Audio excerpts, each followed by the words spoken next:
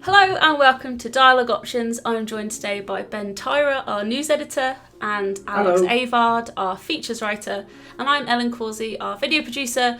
And today we're going to be talking about games that weren't what you were expecting, for whatever way that might be, whether it was a misleading trailer, some misinformation from friends, some way that you got it misconstrued in your own head. But on that subject, Alex, would you like to kick us off with a game that wasn't what you expected?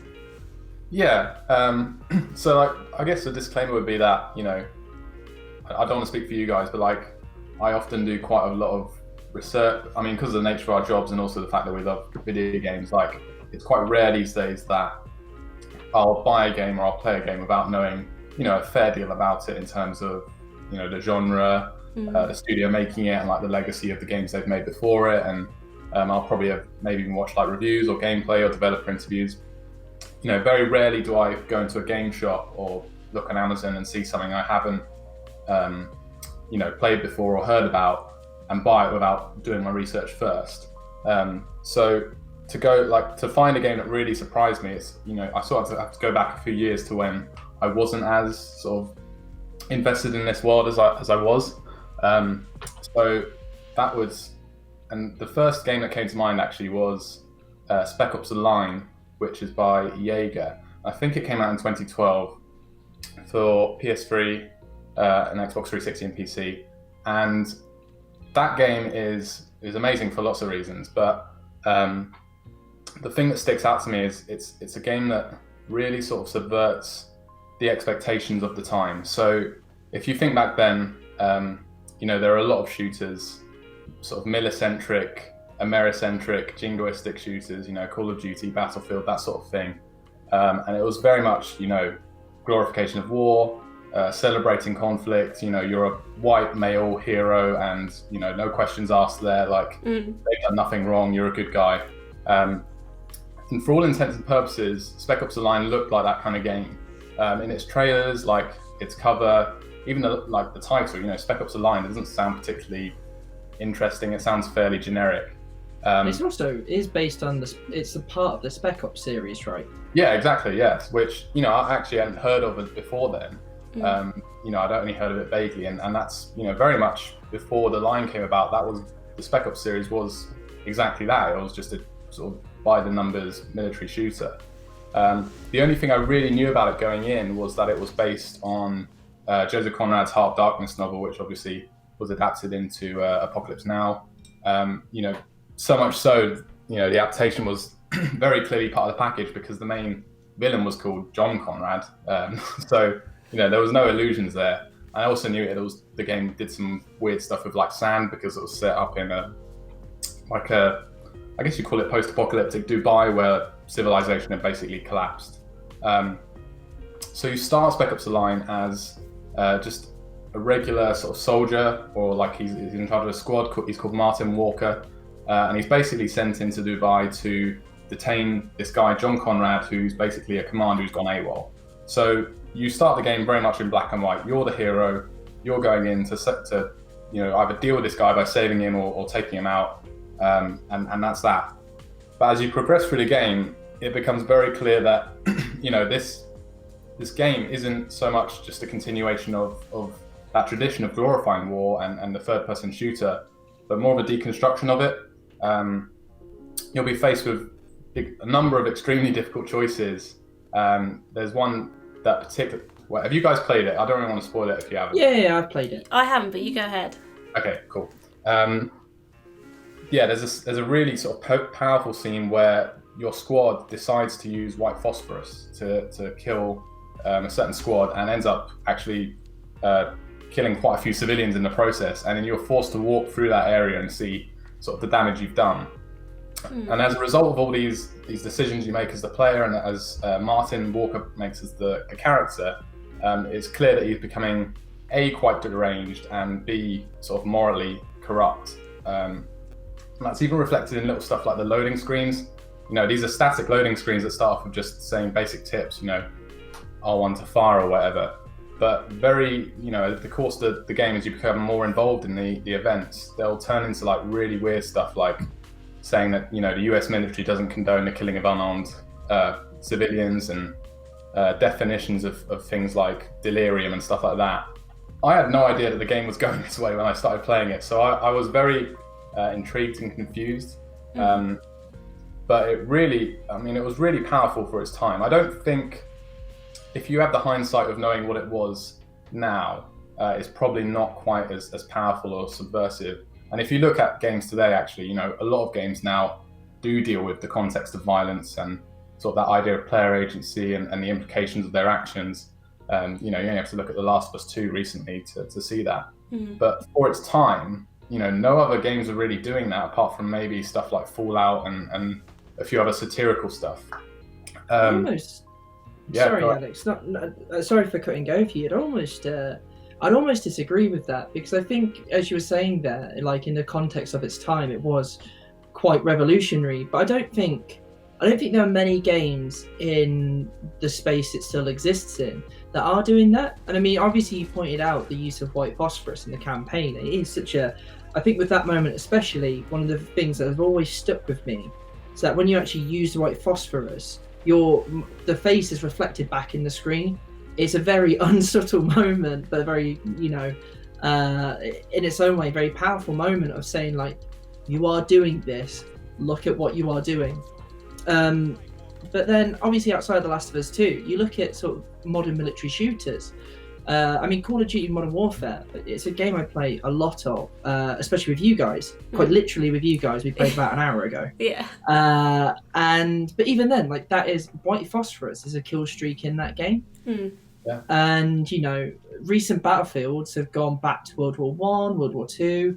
There are very few military games that kind of are willing to deal with this idea that actually, an American military industrial complex might not be, the only viewpoint in games. I think that's what Spec Ops does really well, is sort of, it does actually challenge that. I can't really think of many modern military shooters that do. Yeah, no, I completely agree with you. And, the best part about it for me, was that it almost disguised itself as just a normal game. Like, it exploited that sort of culture and that propaganda at the time. And then it turned out to be, a wolf in sheep's clothing, essentially, and was actually, this quite sort of difficult subject matter to go through.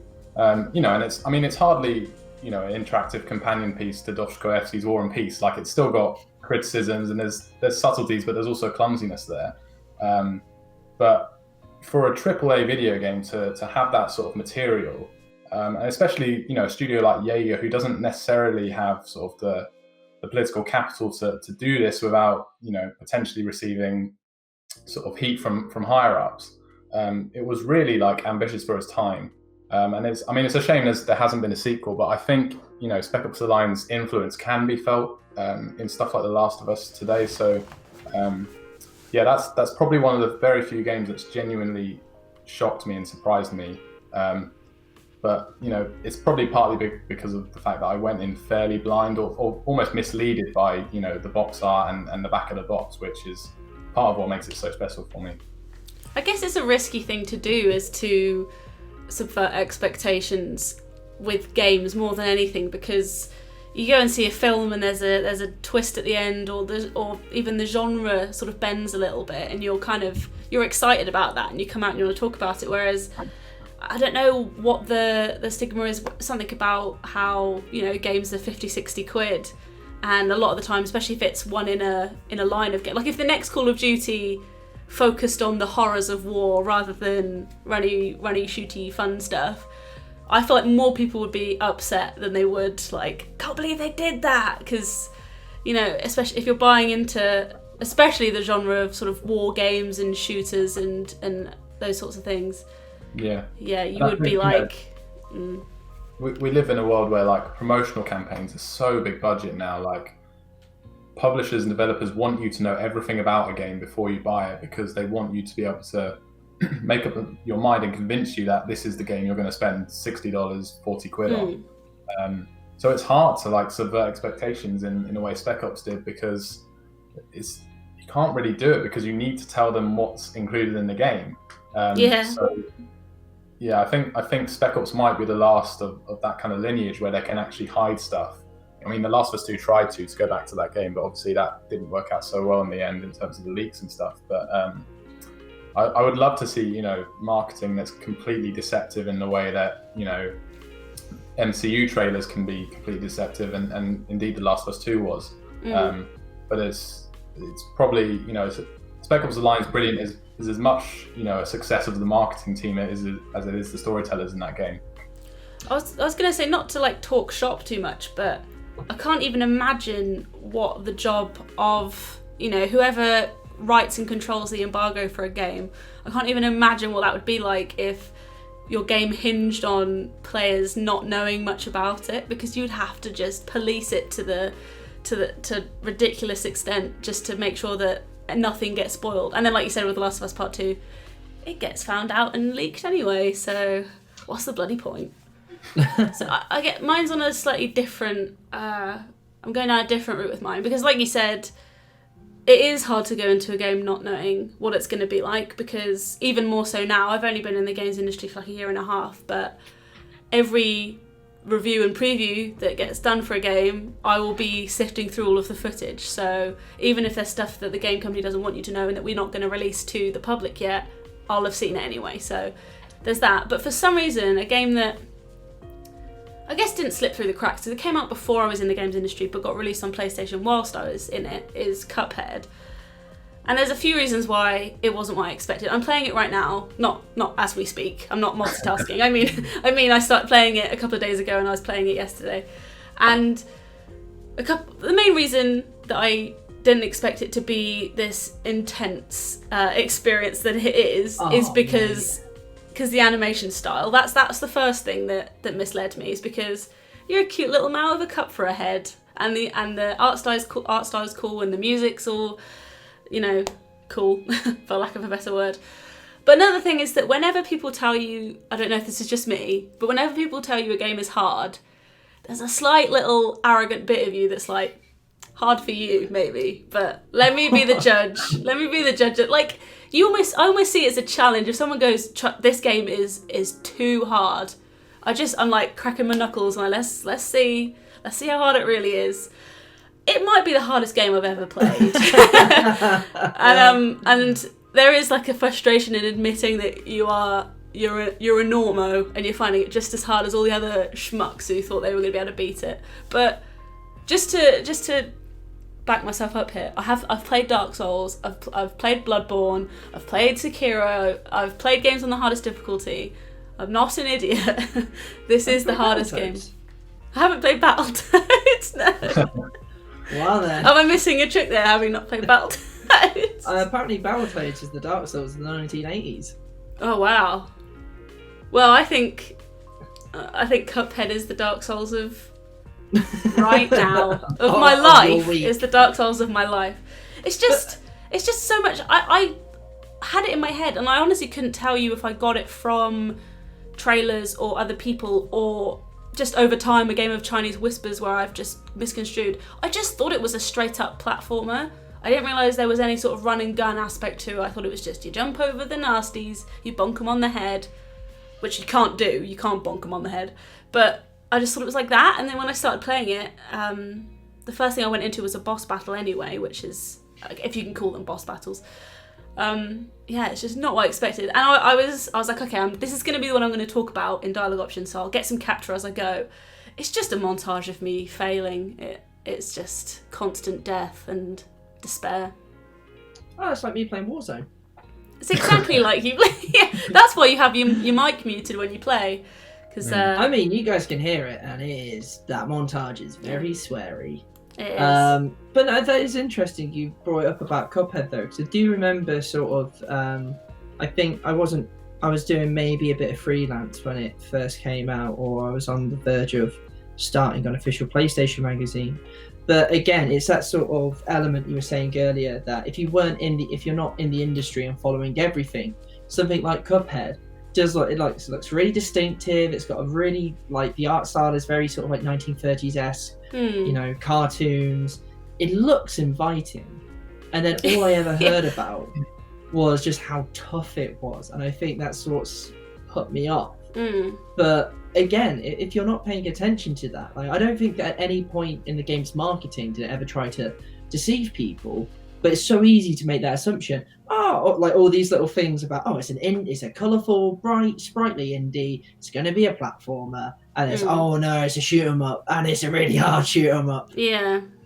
It's interesting that like an art style can immediately draw assumptions from us about what the kind of game should be. Like, I wonder if that is, you know, the fault, not the fault, but like we can draw that back to Dark Souls and the fact that, you know, we do associate quite excessively difficult games with that kind of dark, dreary, sort of grimy fantasy aesthetic, and you know, there's no reason that a game can't look bubbly and nice and be horribly difficult. Like, that's part of the appeal in a way. Like, that weird sort of tonal disconnect is what makes it so quite powerful in terms of playing it and experiencing it. But yeah, I mean, hopefully Cuphead has changed that, and now when we look at, you know, these lovely animated hand-drawn games, we're not immediately going to think, oh, it's you know, baby's first platformer. There's also, like, you're comparing it to Crash, but in my mind, I might be completely making this up, I've never met anyone who made Cuphead that I know of, but there's something about Cuphead that I feel like they relish how secretly difficult it is, and there's something a little bit playful and a little bit sneaky about, you thought this was going to be easy. It, like you saying, it's inviting. They invite you in, and then they just berate you once you're in the door. It's like, you thought this was going to be easy, you fool. But there's something quite, like, we like those sorts of things that juxtapose, like, you know, a cute little animal, but it's got a knife. I don't know why I use that as an example, but, you know, like those sorts of cartoons where it's Ben, I can see your face, and I know you're not on board with this one. I just like, yeah, exactly like that. Like, not that I'm a fan of that, but it's one of those. But the sell of that is like, oh, it's a bunny rabbit, but he's decapitated someone. Isn't that fun? And that's kind of what Cuphead is kind of like. Look, a little cup man who is going to die 30 times before you complete the first level. I think it was slightly less than 30 times, but it's you know, basically that many times. I'm just terrible at it. That's what it is. It wasn't what I expected, because I didn't expect to be bad. I expected to be good at everything I've ever played, is what I'm saying here. So basically, the expectations were for yourself and not the game. Yeah. Games weren't what you expected because they made me doubt myself. And normally I go in like... Was this just like a free form of therapy for you? Is this even going up online? When did I ever say this is going up online? The game I've brought to the table here is Firewatch, which is Campo Santo's debut effort. And it is for want of a better term, a walking simulator that came out. I hate. We need a better term. I hate that term. Maybe I just go like an interactive adventure or like an exploratory adventure. A walkie-talkie. Yeah, but for a bit of context to the game, Sean Vanneman, the creative director on the game, he also worked on the first season of The Walking Dead. I didn't know that. Which is. So I think it had a few veterans from the Telltale team. They've gone off to start up their own studio. I think it's Ollie Moss who did the visual design of that game. And so when I originally saw the first few trailers for Firewatch and had that context for who was making it, the natural assumption was, okay, so it's going to be another sort of, decision-based adventure. You progress the narrative depending on what you chose. And it also had like a slight hint of mystery to it. If you look at the first few trailers for that game, they tend to end on these cliffhangers. Who's in your tower? Or like, oh, what's going on here? And I'm going to be honest, we're going to go straight into Spoilersville. We're catching the train into Spoiler City. Having had these like minor assumptions about the game, I think it's actually a bit cleverer than that. In terms of there are decisions in the game, but they aren't there to sort of allow you to shape your own story or to find like all these different paths. They're very much there to kind of give a slight different feel maybe to a playthrough, but really to sort of allow you to inhabit the central character a little bit more. And then the kind of mystery elements to the game aren't really there as a kind of like as a sci-fi inflection or a thriller inflection. It's all a kind of giant misdirect. And so, because the main story of the game is about this man whose wife has unfortunately got dementia, and he decides to sort of take a summer away to kind of recharge his batteries. He meets another a Firewatch warden there. They sort of chat over the walkie-talkies, and it kind of follows him. And as we sort of make our way through the game, it kind of feels like it's leading to this big sort of conspiracy. Like, oh, there's a tent, there's loads of weird walkie-talkies in here, who's listening in? That's a misdirect for what's really there, and it's about a man who's discovered that his life is falling apart in ways he didn't quite understand how, and he's looking for ways to kind of piece it back together. So at the end, where he never meets the other fire warden, that to me was basically the best game it could have been. I was actually reviewing it for OPM at the time, and I was quite scared that this sort of very mature, very thoughtful story about somebody who's trying to come to terms with the loss of a loved one is going down this route, and then for it to actually for it to be a feint, for it to play with your expectations like that, and then actually lead to the moment of, oh no, he's never gonna meet this person, and he's just trying to grab the first thing he can. And that's why I thought it was quite clever, because it wasn't a sort of, you have the choice over how this game's end. There are the right decisions to make to meet this person. It was actually just the story they wanted to tell, and in the way they wanted to tell it. I was just gonna say, I guess it's easier as a whole, and this is kind of unfair in a way, but it's easier to go into an indie game not knowing what to expect, because they don't have the same budget to, going back to marketing again, but they don't have the same budget to give you all of these trailers and have all of the big outlets reviewing it and stuff. So, and I always loved, when I was younger, my dad would put a film on for me and he just wouldn't tell me anything about it. Maybe the title, but that was it. And I loved going in having no idea what the film was and just watching it like that. And it's bloody impossible to do with regards to games, because even games that you've been looking forward to for ages and you don't want to know anything about, Last of Us 2, will get spoiled for you anyway. So I guess in some ways it's a topic I like, because I like it not being what I expected, even if it's, in my opinion, for the worse.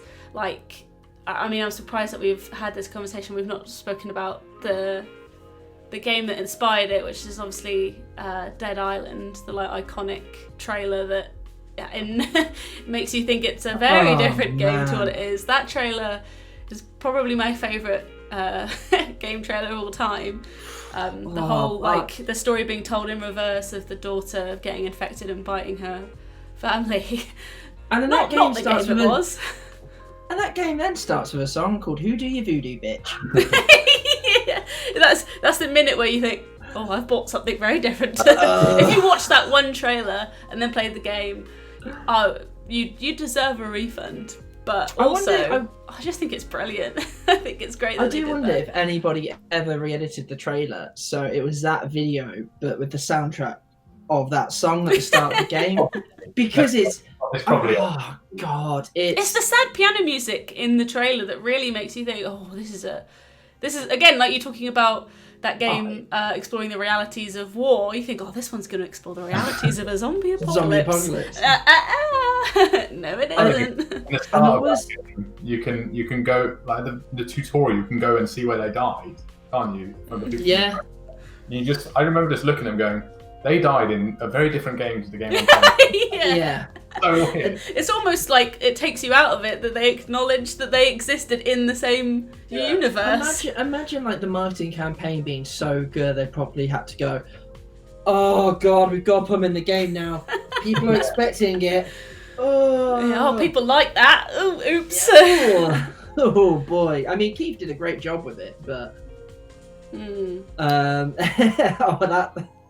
at least the second trailer. I mean, I can't speak for the second game, but at least the trailer for 2 was at least more light-hearted. Imagine if 2 is now a really somber reflection on. Yeah. Goodness, do you understand what trailers are? Come on now. Well, thanks for being in the video, guys. Thank you, Alex. It's been a pleasure. What did you just say, Alex? I said thanks for having me. Oh, sorry, you said it with too much gusto. It took me aback a little bit. Well, as always, let us know in the comments what games you played that you didn't expect and what it was that led you to not expect it. I nailed that. Thanks for watching, and we'll see you next week. Stephen Colbert, watch out.